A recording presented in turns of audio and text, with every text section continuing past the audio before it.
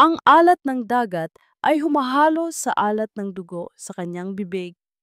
Nagising si Leo de la Cruz sa marahas na pag-uga ng kanyang bangka na parang isang duyan na tinutulak ng isang higanteng galit.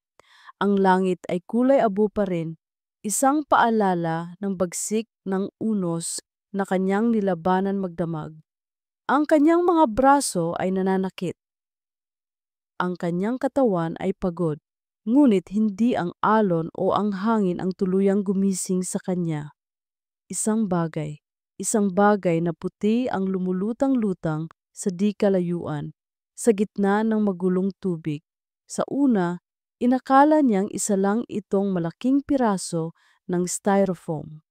Ngunit habang papalapit ang kanyang bangka, unti-unti itong nagkakaroon ng hugis. Isang piraso ng kahoy, isang pirasong bahagi ng isang magarbong yate.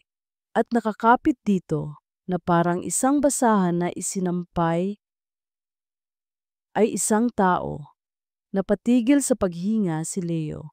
Mabilis niyang pinaandar ang motor ng kanyang bangka, nilalabanan ang malalakas na alon.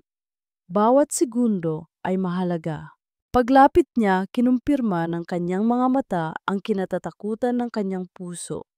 Isang babae. Ang mahaba nitong buhok ay nakakalat sa tubig na parang itim na damong dagat. Ang kanyang damit na dati siguradong mamahalin ay punit-punit na. "Miss!" sigaw niya. Walang sagot. Maingat, inabot niya ito. Ang balat nito ay napakalamig, ngunit nang mahawakan niya ang pulso nito, naramdaman niya ito. Isang mahinang-mahinang tibok, isang senyales ng buhay. Ginamit niya ang lahat ng kanyang natitirang lakas para iangat ang babae mula sa malamig na tubig. Mabigat ito, ngunit sa kanyang pag-angat, napansin niya ang isang bagay na kumikinang sa leeg nito, sa ilalim ng gusot nitong buhok, isang gintong kwintas, at sa gitna nito isang pendant na may letrang A na gawa sa maliliit na diamante. Kumikinang kahit sa ilalim ng kulimlim na umaga. Mayaman. Galing ito sa ibang mundo, isang mundong malayo sa kanyang maliit na nayon. Habang nagmamadali siyang bumalik sa dalampasigan, ang isip niya ay puno ng mga tanong. Sino siya? Paano siya napadpad dito?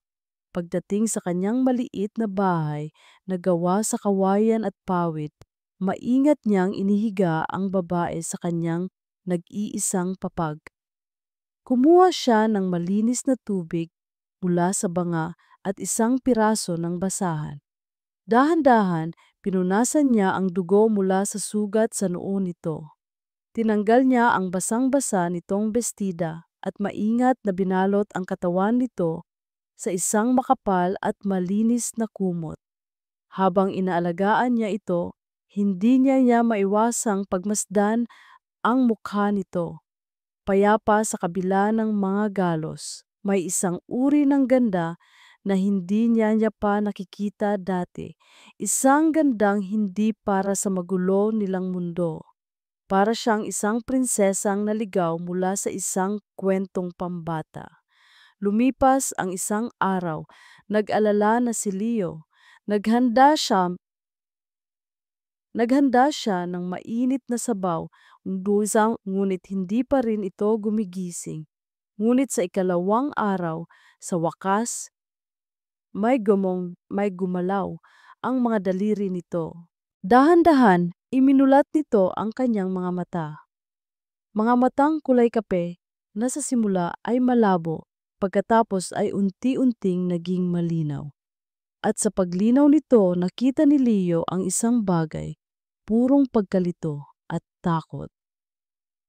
Nasaan ako? Tanong ng babae, ang boses ay mahina at paos. Lumapit si Leo. Nasa ligtas kang lugar. Sagot niya. Tumingin ang babae sa paligid. Sa mga dingding na kawayan, sa mga lumang gamit, sa sahig na lupa. Pagkatapos, tumingin ito sa sarili, sa kumot na nakabalot sa kanya. At sa huli, tumingin ito sa kanya, ang kanyang mga mata ay puno ng pag-aalinlangan. "Sino ka?" "Ako si Leo," sagot niya. Isang mahabang katahimikan. Naghihintay si Leo na may maalala ito, ngunit wala. "At ikaw?" tanong niya ng marahan. "Sino ka?" Tinitigan siya ng babae. Kumunot ang noo nito na para bang may isang pinto sa kanyang isipan na pilit niyang binubuksan. Ngunit nakalak ito ng mahigpit. Wala, isang blangkong pader. Umiling ito, ang mga mata ay nagsimulang mamasa sa luha ng frustrasyon at takot. "Hindi ko alam," bulong nito. "Hindi ko alam kung sino ako." Habang umiiyak ang babae, dahan-dahang tinanggal ni Leo ang mamahaling kwintas sa leeg nito. Kailangan niyang itago ito para sa kaligtasan nito, para sa kanilang katahimikan. Inilagay niya ito sa isang maliit na baul na kahoy. Humarap siya ulit sa babae. Ang puso niya ay nakaramdam ng isang matinding awa. Kung ganoon, sabi ni Leo, isang maliit na ngiti ang pilit niyang ginawa para pagaanin ang loob nito. Pansamantala, habang hindi pa natin nahahanap ang mga sagot, tumingin siya sa mga mata nito na parang mga mata ng isang nawawalang usa. "Tatawagin na lang muna kitang Ara." Ang mga unang linggo ni Ara sa nayon ay parang mga unang hakbang ng isang sanggol. Mahirap, nakakapanibago, at puno ng mga bagong tuklas at kahihiyan. Ang kanyang mga kamay, na halatang hindi sanay sa mabibigat na gawain, ay laging may mga gasgas at paltos. Ang balat niyang dati kutis porselana ay unti-unti nang iniitim ng araw. Ang buhay na simple para kay Leo ay isang komplikadong mundo para kay Ara. "Leo, tingnan mo." Sigaw niya isang umaga, halos maiyak habang ipinapakita ang kanin na kanyang sinaing. Ang ilalim ay isang itim na uling, ngunit ang ibabaw ay hilaw pa. "Hindi ko kaya." Natawa lang si Leo. Hindi isang tawang mapanghusga, kundi isang tawang magaan. "Okay lang yan, Ara, ang lahat ng bagay natututunan. Sa una, lahat tayo palpak." Ang pasensya ni Leo ay parang lalim ng dagat, walang katapusan. Tinuruan niya si Ara sa lahat ng bagay na kailangan nitong malaman para mabuhay sa kanilang simpleng mundo. Tinuruan niya itong mag-igib ng tubig mula sa poso, kung paano tamang balansehin ang bigat para hindi sumakit ang kanyang likod. Tinuruan niya itong magsiga ng apoy gamit ang kahoy at kaunting gasolina. At isang araw isinama niya ito sa laot, ang opisina niya. "Saan tayo pupunta?" tanong ni Ara. Mahigpit ang kapit sa gilid ng bangka, takot sa malalaking alon na humahampas sa kanila. "Sa opisina ko," sagot ni Leo nakangiti. "Oras na para matuto kang kumita ng sarili mong pagkain." Sa gitna ng asul na dagat, sa ilalim ng mainit na sikat ng araw, itinuro ni Leo kay Ara ang mga sikreto ng kanilang buhay. Itinuro niya ang pangalan ng bawat isda, galunggong, tulingan, matambaka. Itinuro niya ang galaw ng mga ulap na nagsasabi kung uulan. Itinuro niya ang wika ng hangin at ng dagat. Para kay Ara, ang bawat araw ay isang bagong alaala. Dahil wala siyang luma, ang kanyang isipan ay isang blankong canvas. At si Leo at ang munting nayon na iyon ang siyang nagpipinta ng mga bagong kulay dito, araw-araw. Hindi nagtagal, para hindi maging pabigat, nakiusap si Ara na tulungan si Leo sa kanyang trabaho. Hindi na lang sa pagluluto at paglilinis, kundi sa paghahanap buhay. "Anong gagawin ko? Hindi ako marunong magbuhat," sabi niya. Simple lang, sabi ni Leo. Ngumiti ka lang. Magkasama silang nagtinda ng mga nahuling isda sa palengke sa kabilang bayan. Si Leo ang tagabuhat at tagatimbang. Si Ara naman sa kanyang natural na ganda at sa kanyang ngiting ngayon ay totoo na ang naging tagaakit ng mga suki. Ate ganda, pabili po ng galunggong. Ang sariwa, parang kayo. Ate ganda, ang ganda ninyo naman. May nobyo na po ba kayo? Biro ng isang binatang mangingisda. Sa mga pagkakataong yon, si Leo ay biglang susulpot sa tabi ni Ara, magkukunwaring nag-aayos ng mga isda. May asawa na yan. Seryoso niyang sasabihin na may bahagyang kunot sa noo. Ako. At ang buong palengke ay mapupuno ng tawanan at kantiyawan. Habang si Ara naman ay mamumula, isang halo ng hiya at isang kakaibang kilig. Ang kanilang mga araw ay napuno ng trabaho at ang kanilang mga gabi ng mga kwentuhan. Nauupo sila sa dalampasigan sa ilalim ng isang langit na puno ng mga bituin na tila mas maliwanag kaysa sa kahit saang lugar. Ang ganda! Bulong ni Ara isang gabi, nakatingala sa mga bituin. Oo, sagot ni Leo. Ang kanyang mga mata ay nasa refleksyon ng mga bituin sa mga mata ni Ara. Napakaganda. Leo, tanong ni Ara. Ang boses ay seryoso. Paano ang pamilya mo? Nasaan sila? Biglang nawala ang nangiti sa mukha ni Leo. Tumingin ito sa madilim na dagat na para bang may isang malayong alaala itong tinitingnan. Wala na, sabi nito, ang boses ay mahina. Matagal na silang wala, isang aksidente sa dagat. Ako lang ang natira. Isang sagot na nag-iwan ng mas maraming tanong. Ngunit hindi na nagtanong pa si Ara. Naramdaman niya ang lungkot sa boses nito. Isang lungkot na pamilyar, kahit hindi niya maalala kung bakit. Sa halip, ginawa niya ang isang bagay na hindi niya inaasahan. Dahan-dahan, inilagay niya ang kanyang kamay sa ibabaw ng magaspang na kamay ni Leo. Nagulat si Leo. Tumingin ito sa kanya. Hindi ka na nag-iisa ngayon, Leo. Sabi ni Ara, ang kanyang mga mata ay puno ng isang sinseridad na ngayon lang nakita ni Leo sa buong buhay niya. Nandito na ako. Ang taunang pista ng kanilang munting nayon ay isang pagsabog ng kulay, tunog at lasa. Para kay Ara, ito ang unang pista na kanyang naranasan o ang unang pistang kanyang naaalala. Ang bawat bagong tanawin, ang bawat bagong amoy ay isang purong kaligayahan na pumupuno sa blangko niyang mundo. Wow! Sabi niya, habang pinapanood ang mga batang hirap na hirap sa pag-akyat sa Palo Sebo, ang kanilang mga katawan ay puno ng grasa. Ang galing! Nakatayo sa tabi niya si Leo, nakangiti lang, hawak ang dalawang stick ng banana cue. Ang makita ang purong saya sa mga mata ni Ara ay mas masaya pa sa kahit anong pista. Ngunit sa ilalim ng kanyang ngiti, may isang pamilyar na bigat na nakadagan sa kanyang dibdib. Hanggang kailan? Tanong niya sa sarili. Hanggang kailan magiging ganito? Kasimple ang lahat. Hanggang kailan niya kayang itago ang katotohanan na ang babaeng ito ay hindi para sa kanya, hindi para sa mundong ito.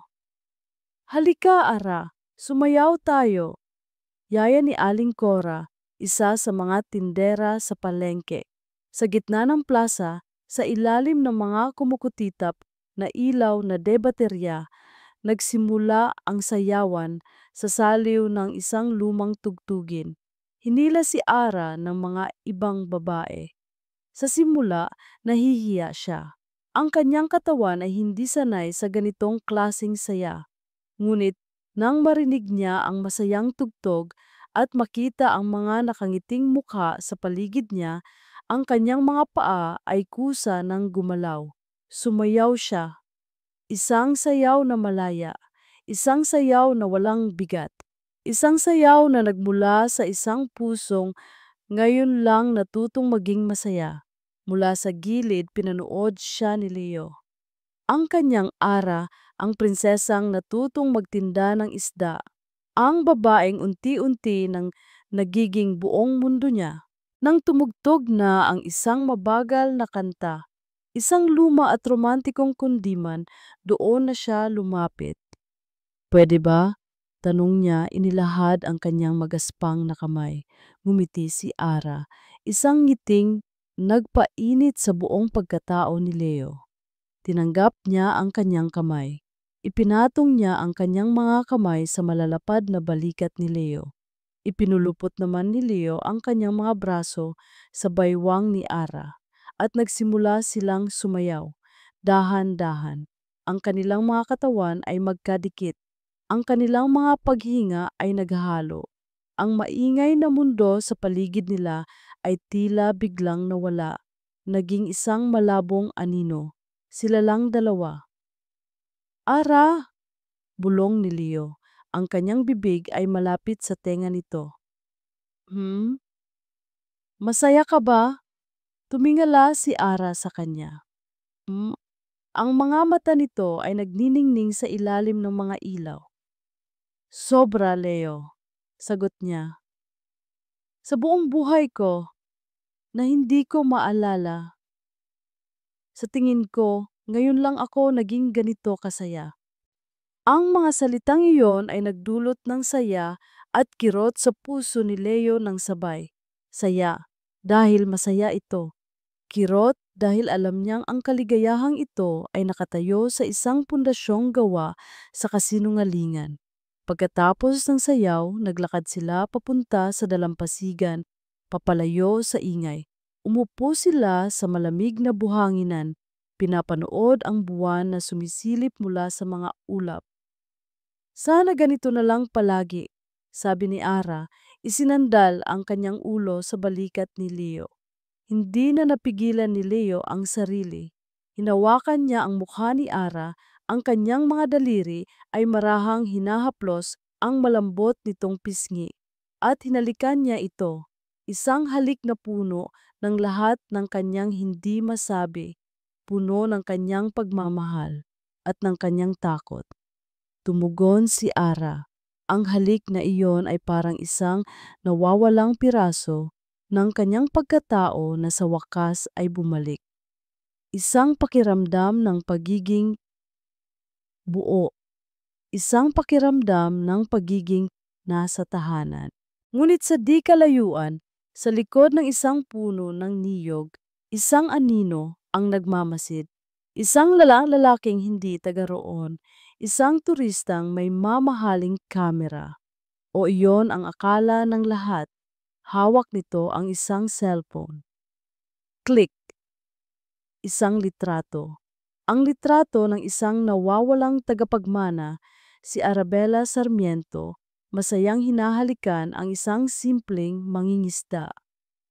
Kinabukasan habang masayang naghahanda ng almusal si Ara, nag-aayos ng mga bulaklak na bigay ni Leo, may isang bagay siyang napansin sa pitaka ni Leo na naiwan sa mesa. Isang maliit na piraso ng papel na nakalabas.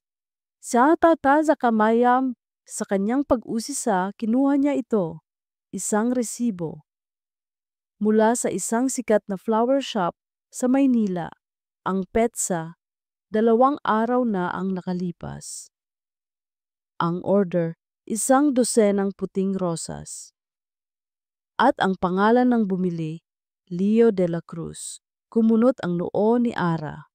Ang mga bulaklak na bigay sa kanya ni Leo ay mga simpleng gumamela lang na pinitas sa tabi ng daan. Para kanino ang mga puting rosas? Ang resibo ay parang isang maliit na tinik sa daliri ni Ara. Hindi ito masakit, ngunit hindi siya mapakali. Isang paalala na ang lalaking unti-unti na niyang minamahal ay mayroon pa ring isang mundong hindi niya alam. Isang mundong may mga flower shop sa Maynila. Sinubukan niyang huwag itong isipin. Itinago niya ang resibo sa kanyang bulsa at ipinagpatuloy ang paghahanda ng almusal. Ngunit ang duda, minsan na itanim, ay mahirap ng bunutin. Sino si Leo de la Cruz bago siya naging mangingisda lang? Isang linggo pagkatapos ng pista, habang nag-aayos sila ng kanilang mga lambat sa dalampasigan, isang tunog ang bumasag sa kanilang payapang umaga. Ang tunog ng mga paparating na sasakyan. Hindi ito ordinaryong sasakyan. Mga itim na van, mamahalin, ang klase ng sasakyan na sa pelikula lang nakikita ni Ara. Ang mga ito ay walang kahirap-hirap na umakyat sa mabuhanging daan papunta sa kanilang nayon. Huminto ang mga ito sa dulo ng kalsada. Bumaba mula sa unang sasakyan ang isang grupo ng mga lalaking nakabarong. Ang kanilang mga muka ay seryoso at walang emosyon. Mula sa pangalawang sasakyan, isang matandang lalaki ang dahan-dahang bumaba. Nakasuot ng puting suit, may dalang isang baston na may silver na hawakan na hugis ulo ng agila. Ang kanyang mukha, biglang isang matinding, nakakapasong sakit ang gumuhit sa ulo ni Ara. Napahawak siya dito, nabitawan ang hawak na lambat. Ang mundo ay umikot. Ang tunog ng mga alon ay biglang naging isang nakakabigiminging ugong, isang yate. Ang malakas na alon, ang madilim na kalangitan, isang sigaw. Anak! Ara! Ayos ka lang? Tanong ni Leo. Ang boses ay puno ng pag-aalala. Hinawakan siya sa braso. Naglakad ang matandang lalaki palapit sa kanila. Ang bawat hakbang nito sa buhanginan ay may bigat, may awtoridad. Huminto ito sa harap ni Ara.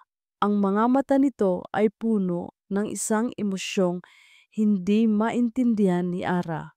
Isang halo ng saya, sakit, at galit. Arabella, ang pangalang iyon, parang isang kulog na yumanig sa bawat himaymay ng kanyang pagkatao. Isang hardin, isang malaking cake, ang mga kaibigan, ang kantahan. Happy birthday, Arabella anak! Tumingin si Ara sa matandang lalaki. Ang mga mata nito, ang kulay abong buhok, ang tindig. Itay, nauutal niyang sabi, ang salita ay banyaga sa kanyang dila, ngunit pamilyar sa kanyang puso. Ang ngiti sa mukha ni Don Ricardo Sarmiento ay isang halo ng saya at pait. Anak, sabi nito, ang boses ay nanginginig. Sa wakas, nahanap na kita. At niyakap siya nito. Sa yakap na iyon bumalik ang lahat. Parang isang sirang dam na biglang gumuho. Ang mga alaala ay bumuhos sa kanyang isipan na parang isang malakas na agos. Ang kanyang pangalan, Arabella Sarmiento, ang kanyang pamilya, ang pinakamayaman sa bansa, ang kanyang buhay, isang gintong hawla, ang pagtakas, ang yate, ang unos, ang pagbagsak sa malamig, madilim na tubig, lahat. Humiwalay siya sa pagkakayakap. Tumingin siya sa paligid, sa maliit na nayon, sa mga simpleng bahay, at kay Leo. Ang lalaking nagligtas sa kanya, ang lalaking nag-alaga sa kanya, ang lalaking minahal niya bilang si Ara, ang lalaking nagsinungaling sa kanya. Ngayon, hindi na siya si Ara. Siya si Arabella Sarmiento. Halika na anak, sabi ng kanyang ama. Umuwi na tayo, marami tayong dapat pag-usapan. Naghihintay na ang fiancé mo. Fiancé, ang salitang iyon, si Victor. Ang kasunduan, ang dahilan kung bakit siya tumakas sa simula pa lang. Tumingin siya kay Leo Ang saya at pagmamahal sa mga mata nito kanina ay napalitan na ng sakit, ng pagkaunawa, at ng isang tahimik na pamamaalam. Hindi, bulong ni Ara. Ayoko. Wala kang pagpipilian, Arabella, sabi ng kanyang ama. Ang lambing sa boses nito ay napalitan na ng pamilyar na awtoridad na kinamumuhian niya. Hinawakan ng mga tauhan ng kanyang ama ang kanyang mga braso. Malalakas, hindi siya makapalag. Leo! Sigaw niya. Humakbang si Leo pasulong, ngunit huminto rin ito. Napatingin ito sa sarili niyang mga kamay na magaspang sa kanyang simpleng damit. Ano ang magagawa niya? Isang hamak na mangingisda laban sa mga hari.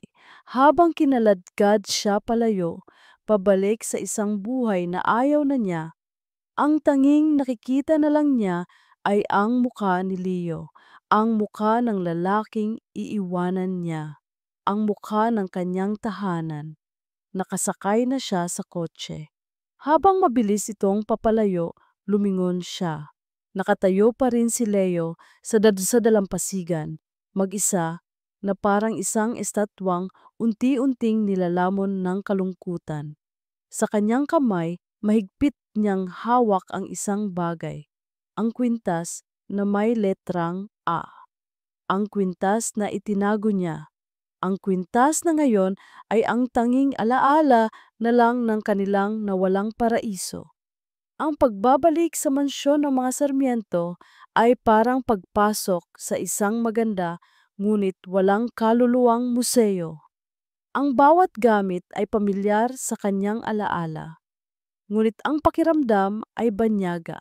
Ang babaeng umalis dito isang buwan na ang nakalipas, na puno ng pangarap ng kalayaan, ay hindi na ang parehong babaeng bumalik, na ang puso ay basag at ang kaluluwa ay pagod.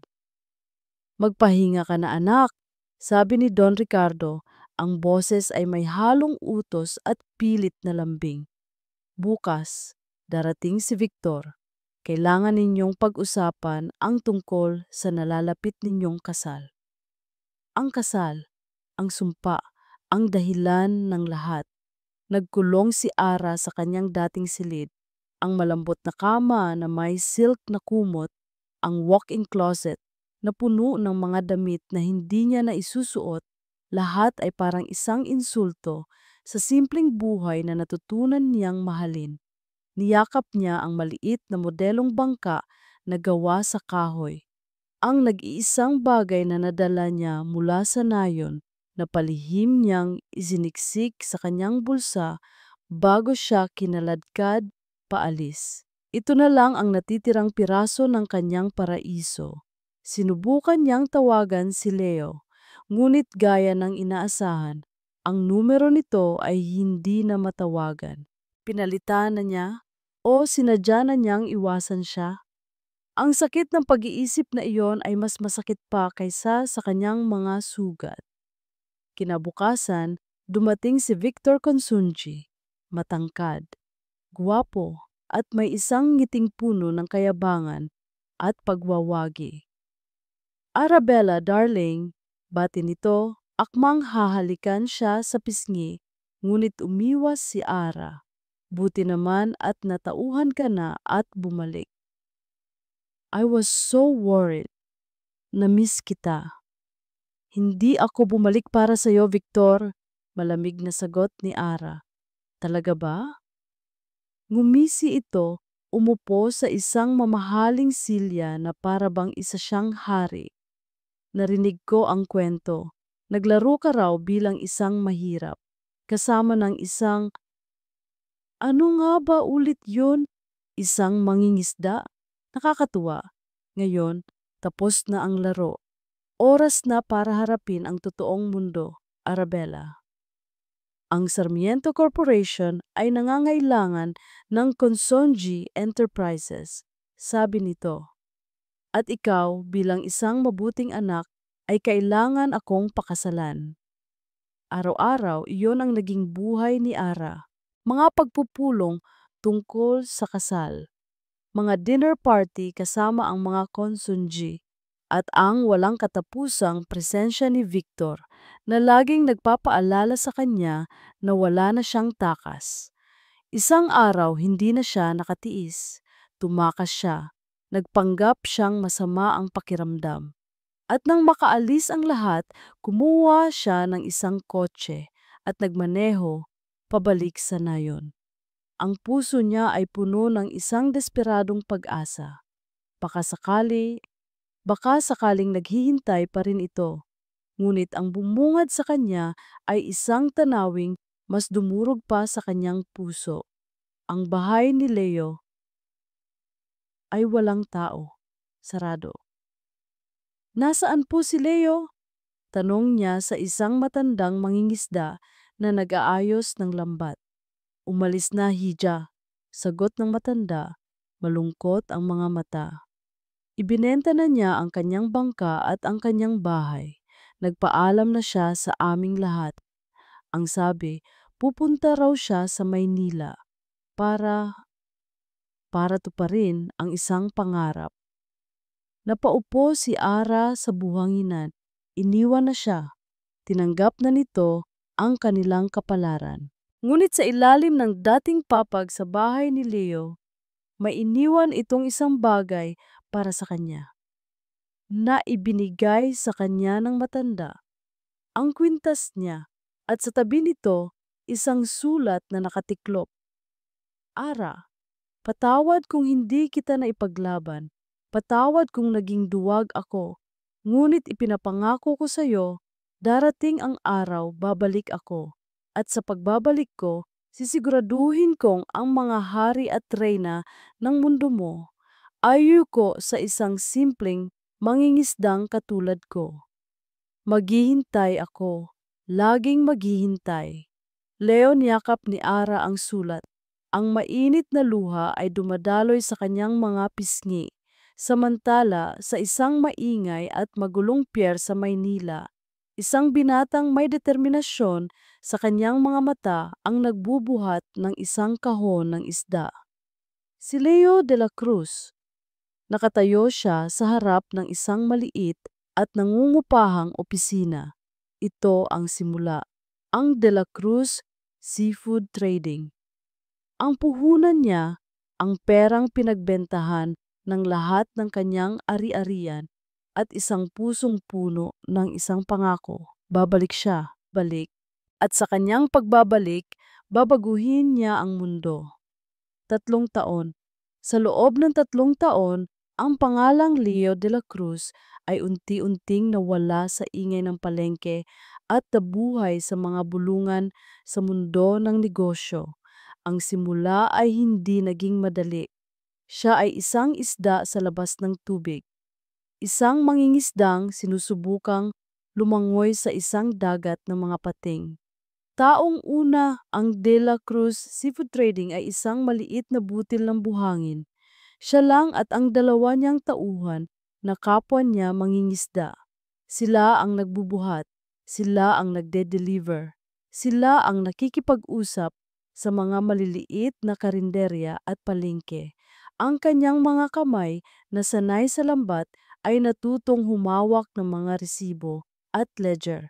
Gabi-gabi, pagod ang kanyang katawan, ngunit ang kanyang isip ay gising na gising. Pinag-aaralan ang bawat galaw ng merkado, ang bawat kahinaan ng kanyang mga kalaban. Sa kanyang pag-iisa, sa kanyang maliit na inuupahang kwarto, ang tanging nagbibigay sa kanya ng lakas ay ang kwintas ni Ara. Ito ang kanyang anting-anting, ang kanyang paalala kung bakit siya lumalaban. Taong pangalawa, natutunan na niyang lumangoy kasama ng mga pating.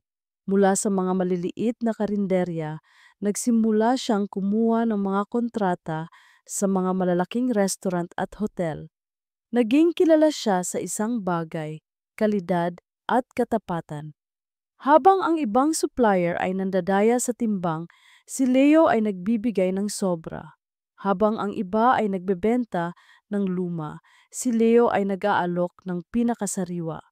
Nagsimula siyang magtayo ng isang pangalan. At kasabay noon, nagsimula siyang kumita. Ang maliit na opisina ay naging isang maliit na warehouse. Taong pangatlo, hindi na siya isang maliit na isda. Isa na siyang pating. Ngunit isang pating na may puso.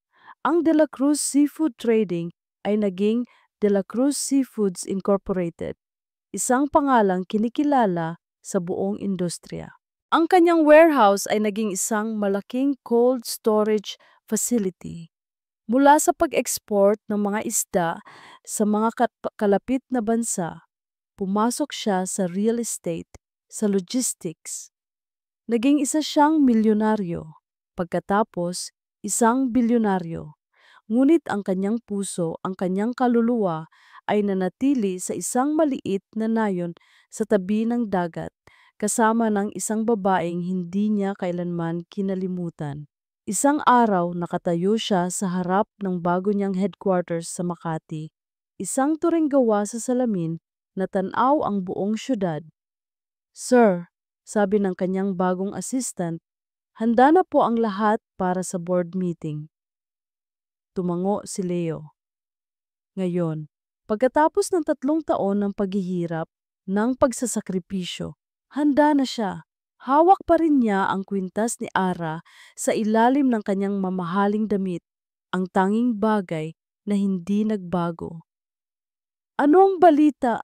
tanong niya sa kanyang assistant habang naglalakad sila. "Ayon po sa report," sabi ng assistant, "ang Sarmiento Corporation ay malapit nang bumagsak, nalulugi, at ang nag-iisang paraan para mailigtas ito ay ang merger sa pagitan nila at ng Consunji Enterprises." "Ang kasal?" bulong ni Leo. "Opo, sir. Ang kasal ni Miss Arabella Sarmiento at ni Mr. Victor Consunji, ayon sa mga imbitasyon na ipinadala, sa susunod na linggo na po." Isang malamig na determinasyon ang gumuhit sa mukha ni Leo. "Alamin mo ang lahat tungkol sa Sarmiento Corp," utos niya, "at sa Consunji Enterprises. Alamin mo ang kanilang mga kahinaan at alamin mo kung sino ang kumpanyang sumabotahe sa yate ng mga Sarmiento 3 taon na ang nakalipas. Gusto kong malaman ang pangalan, ngayon din." Gabi na. Bago umuwi, binuksan ni Leo ang isang pribadong safe sa kanyang opisina. Sa loob, isang bagay lang. Ang maliit na modelong bangka na gawa sa kahoy. Ang regalong dapat sana ay ibibigay niya kay Ara noong gabi ng pista. Kinuha niya ito at hinawakan ng mahigpit. Oras na, sabi niya sa sarili, nakatingin sa syudad na minsan niyang kinatakutan. Ngunit ngayon ay kanyang nasakop. Oras na para bawiin ang dapat na sa akin. Ang boardroom ng Sarmiento Corporation ay parang isang lamay. Ang hangin ay mabigat sa amoy ng pagkatalo at desperasyon. "Wala na," sabi ng isang matandang board member, si Mr. Tan, habang nakatingin sa mga numerong pula sa financial report. "Kung hindi natin tatanggapin ang alok ng mga konsunji, sa susunod na buwan, sarado na tayo, bankrupt." Nakaupo si Arabella Sarmiento sa tabi ng kanyang ama, si Don Ricardo. Sa loob ng 3 taon, sinubukan niyang maging perpektong anak. Ang perpektong tagapagmana. Pinag-aralan niya ang negosyo. Sinubukan niyang humanap ng ibang paraan, ng ibang investor. Ngunit walang may gustong tumulong sa isang kumpanyang palubog. At ang solusyon ay si Victor. Ang pagpapakasal sa isang lalaking hindi niya mahal, isang lalaking ang tanging nakikita lang sa kanya ay isang business asset. "Ito lang ang paraan, anak," sabi ni Don Ricardo. Ang boses ay pagod at puno ng pagsisisi. "Patawarin mo ako." "Wala po kayong kasalanan, Itay," sagot ni Ara. Ang boses ay walang buhay, isang pagsuko sa kapalaran. Biglang, biglang bumukas ang pinto ng boardroom. Pumasok ang kanilang corporate lawyer, si Ate Diaz. Hinihingal at hindi makapaniwala ang itsura. Don Ricardo, mga ginoo, sabi nito. May isang balita, isang kagyat na balita. Ano yun, Diaz? May isa na namang gustong maningil sa ating mga utang. Walang ganang tanong ni Mr. Tan. Hindi po, sir, sabi ng abogado. Kabaligtaran po, isang himala. May isang anonymous investor. Paliwanag nito, nanginginig pa rin ang boses. Isang malaking korporasyon. Gusto nilang bilhin ang lahat ng utang ng Sarmiento Corporation. Lahat. Cash. At hindi lang yon, mag-i-invest sila ng 5 bilyong piso para sa modernization at expansion ng kumpanya. Isang nakakabinging katahimikan ang bumalot sa silid. Ang mga board member na kanina'y parang mga lantang gulay ay biglang nabuhayan. Isang himala nga. Sino siya? Tanong ni Don Ricardo, hindi makapaniwala. Anong kumpanya? Yun po ang problema, sir, sabi ni Atty. Diaz. Ayaw niyang magpakilala. Ang transaksyon ay dadaan sa isang Swiss bank, ngunit mayroon siyang isang kondisyon. Isang kondisyon na non-negotiable. Anong kondisyon? Tanong ni Ara, ang puso ay biglang kumabog sa isang hindi maipaliwanag na dahilan. Ang kasal, sabi ng abogado. Ang kasal sa pagitan ni Miss Arabella Sarmiento at ni Mr. Victor Consunji ay kailangang kanselahin permanently. Napatayo si Ara. Ang kanyang isip ay tumatakbo. Sino? Sino ang taong ito? Sino ang gagawa ng isang bagay na ganito kalaki para lang sa kanya? Kalokohan! Sigaw ni Victor na naroon din sa meeting bilang kinatawan ng Consunji. Isa itong insulto. Sino siya para diktahan tayo? Isa itong paninira sa merger. Isang taong may hawak na 5 bilyong piso. Kalmadong sagot ni Don Ricardo, nakatingin kay Victor na may bagong kislap sa kanyang mga mata. Ang mga sumunod na araw ay puno ng tensyon at espekulasyon. Sino ang misteryosong tagapagligtas? Sinubukang alamin ni Don Ricardo at ng buong board, ngunit walang makitang impormasyon. Si Ara ay hindi mapakali. Isang maliit na binhi ng isang imposibleng pag-asa ang nagsimulang tumubo sa kanyang puso. Siya ba? Posible ba? Pagkatapos ng 3 taon, dumating ang araw ng final meeting.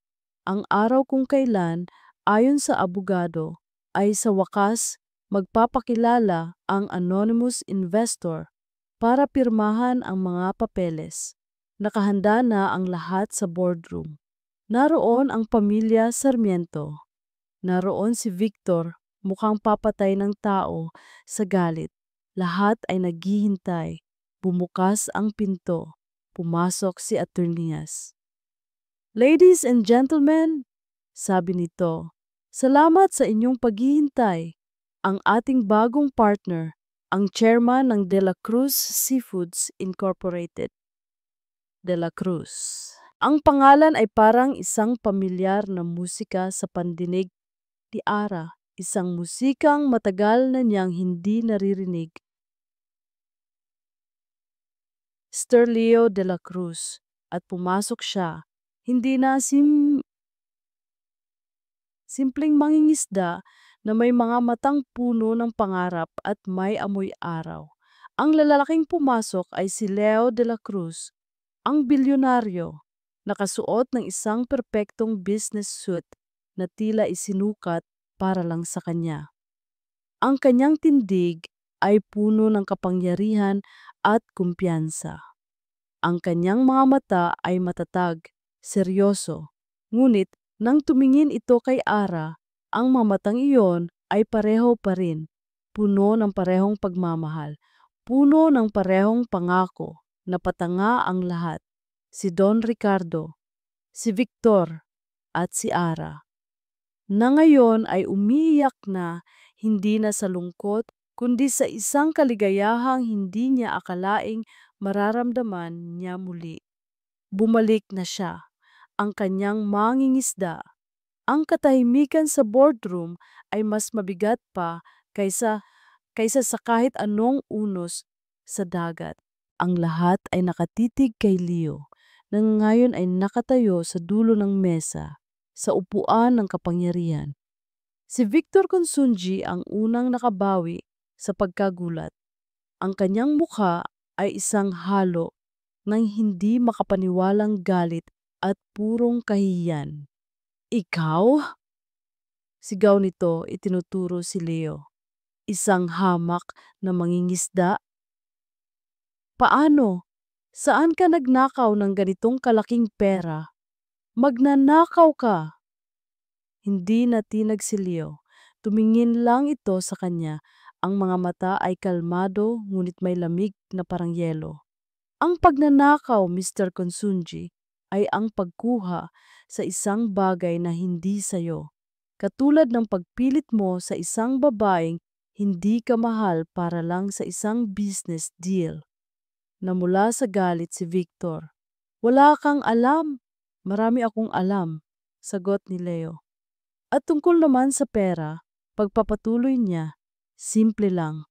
Sipag at tiyaga at kaunting talino, mga bagay na marahil ay hindi mo maiintindihan. Humarap siya sa buong board. Ang merger sa pagitan ng Sarmiento at Consunji ay kanselado na, deklara ni Leo. Ngunit ang utang ng Sarmiento Corp sa inyo, Mr. Consunji, ay bayad na. Nag-snap siya ng kanyang mga daliri. Pumasok ang kanyang assistant at marahang inilapag sa mesa sa harap ni Victor ang isang manager's check. At tungkol naman sa isa pang utang, sabi ni Leo, bumaling sa isa pang lalaki sa silid. Si Mr. Velasco, ang CEO ng kumpanyang sumabotahe sa yate ng mga Sarmiento, 3 taon na ang nakalipas. Isang imbitadong bisita na hindi alam ang dahilan. Ang kumpanya mo, Mr. Velasco, sabi ni Leo, ay pag-aari ko na ngayon. Binili ko noong 1 linggo at lahat ng ebidensya ng iyong pandaraya. Kasama na ang pagsabotahe sa yate ng mga Sarmiento ay nasa kamay na ng mga awtoridad. Namutla na parang isang multo ang lalaki. Tumingin si Don Ricardo kay Leo. Ang dating tingin ng pag-aalinlangan ay napalitan na ng purong paghanga at respeto. Ang lalaking nasa harap niya ay hindi lang mayaman. Matalino ito, matapang, at may isang salita. Ngayon, sabi ni Leo, ang kanyang mga mata ay bumaling na sa nag-iisang taong mahalaga sa kanya sa silid na iyon, kay Ara. Malaya ka na, Ara. Puno ng luha, tumayo si Ara. Ngunit bago pa siya makalapit kay Leo, isang desperadong sigaw ang pumigil sa kanya. Hindi! Sigaw ni Victor. Hindi mo to magagawa sa akin. Akin siya. Akin dapat ang lahat ng ito. Sa kanyang pagkatalo at kahihiyan, nawala na sa isip si Victor. Tuluyan na siyang nasiraan ng bait. Sumugod ito hindi kay Leo, kundi kay Ara. Hinila niya si Ara mula sa kanyang kinatatayuan at ginawang panangga. Mula sa kanyang bulsa, inilabas niya ang isang maliit na patalim at itinutok sa leeg ni Ara. Subukan ninyong lumapit, sigaw nito. Sasaktan ko siya. Nagkagulo ang lahat. Tumayo ang mga gwardya, ngunit si Leo ay nanatiling kalmado.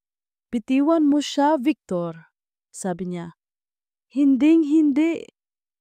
Alam mo, Victor, sabi ni Leo, may isang bagay akong natutunan sa pagiging mangingisda.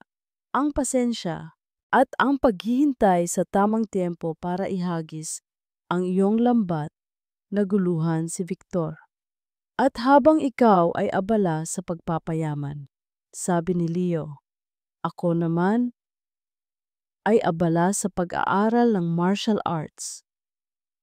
Sa isang iglap na hindi inaasahan ni Victor, ibinato ni Leo ang isang mabigat na paperweight na nasa mesa. Tumama ito ng diretso sa kamay ni Victor na may hawak na patalim. Bang! Nabitawan ni Victor ang kutsilyo.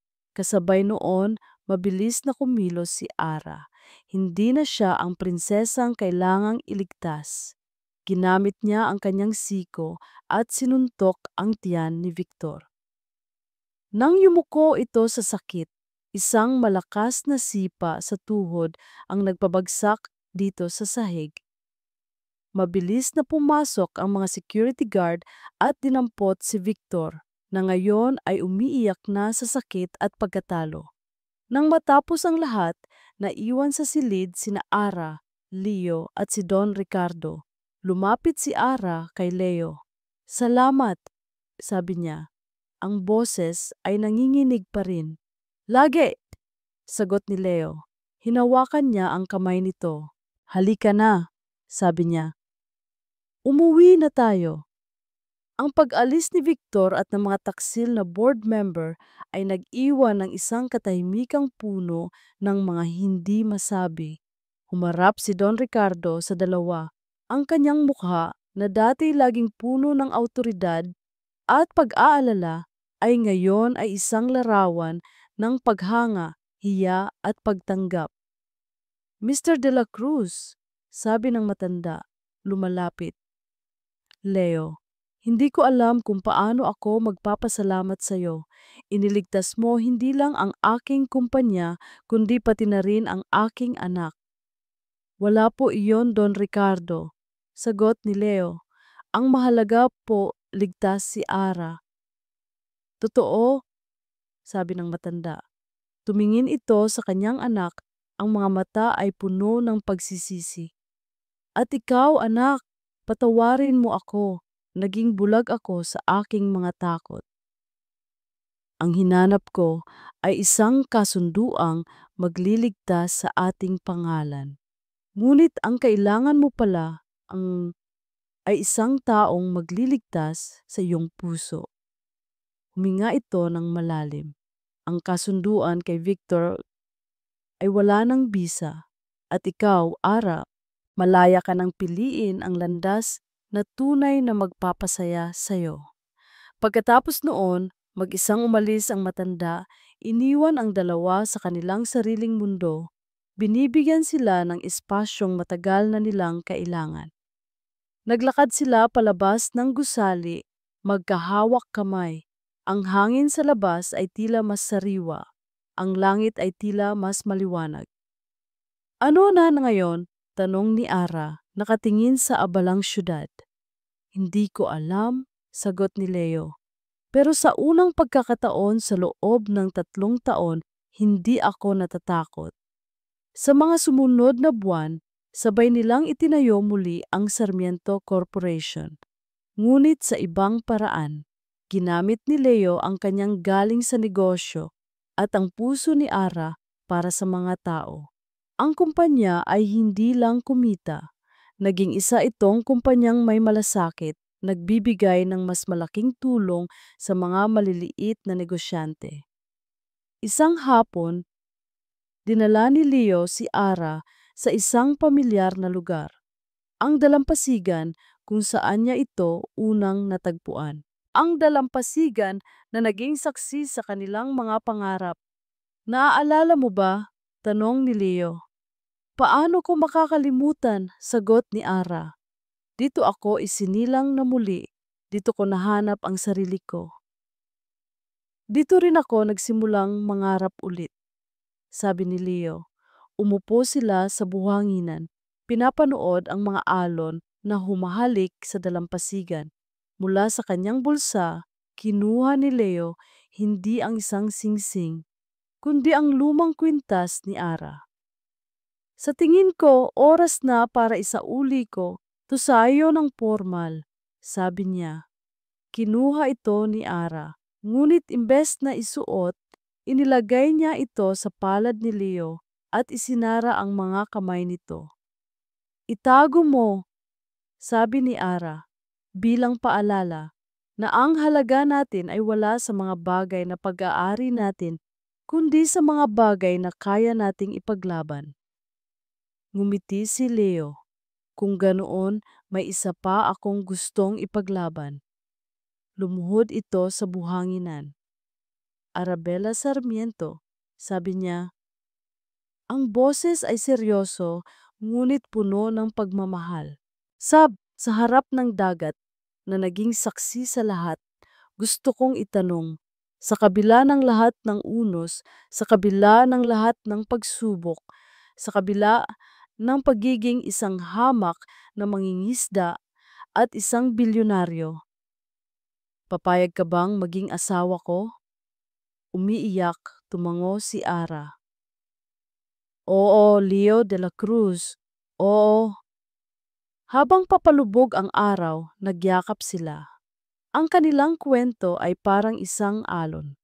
Minsan malakas, minsan mapanganib. Ngunit sa huli, laging nakakahanap ng paraan pabalik sa dalampasigan, sa kanilang tahanan, sa isa't isa. Makalipas ang isang taon, ang kasal ay ginanap hindi sa isang malaking katedral o sa isang magarbong hotel. Ginanap ito sa dalampasigan, sa parehong nayon kung saan sila unang nagkita. Ang mga bisita ay ang mga taong tunay na nagmamahal sa kanila. Si Don Ricardo, na ngayon ay mas madalas nang nakangiti, masayang kausap ang mga dating kasamahan ni Leo sa pangingisda. Ang buong nayon ay nandoon, nagkidoiti mo ngiyang mamumuang nanondoon, nagdiriwang. Si Ara ay naglakad sa aisle na gawa sa buhangin, suot ang isang simpleng puting bestida, walang sapin sa paa. Ang kanyang ngiti ay mas maliwanag pa sa sikat ng araw. Sa dulo, naghihintay si Leo, nakasuot ng puting barong. Ang lalaking minahal niya bilang isang mangingisda at minahal pa rin bilang isang bilyonaryo. Leo de la Cruz, sabi ni Ara sa kanilang panata, ipinapangako kong sa bawat araw, sa bawat unos at sa bawat kalmadong dagat, mananatili akong iyong Ara, ang iyong tahanan. Arabella Sarmiento, sagot ni Leo, ipinapangako kong hinding-hindi na ako muling aalis. Dito na ako sa tabi mo, ikaw ang aking daungan. Ang kanilang halik ay kasing alat ng hangin at kasing tamis ng kanilang pag-ibig. Pagkatapos ng kasal, hindi sila tumira sa mansyon. Hindi rin sila tumira sa isang penthouse. Magkasama nilang itinayo ang isang bahay. Isang bahay na simple, ngunit maganda, nakaharap sa dagat.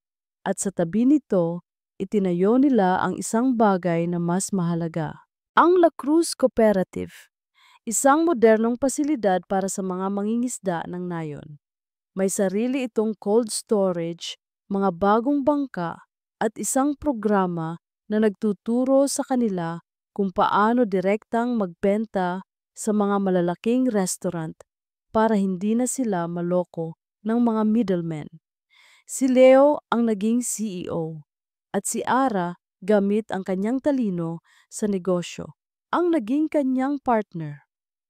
Makalipas ang 2 taon pa, isang hapon nakaupo sila sa beranda ng kanilang bahay, pinapanood ang kanilang kambal na anak, isang lalaki at isang babae, na masayang naglalaro sa buhanginan. Sinong mag-aakala, bulong ni Ara, isinandal ang kanyang ulo sa balikat ni Leo, na ang babaeng galing sa dagat ay dito rin pala sa tabi ng dagat hahanapin ang kanyang tunay na kaligayahan. Ngumiti si Leo. Dahil ang puso natin, Ara, sabi niya, ay parang dagat. Kahit gaano kalayo ang marating, laging bumabalik sa dalampasigan kung saan ito unang tumibok. Tumingin sila sa kanilang mga anak, sa kanilang tahanan, sa kanilang buhay. Isang buhay na binuo hindi ng pera o ng kapangyarihan, kundi ng sipag, tiyaga at isang pag-ibig na kasing lalim at kasing lawak ng karagatan sa kanilang harapan.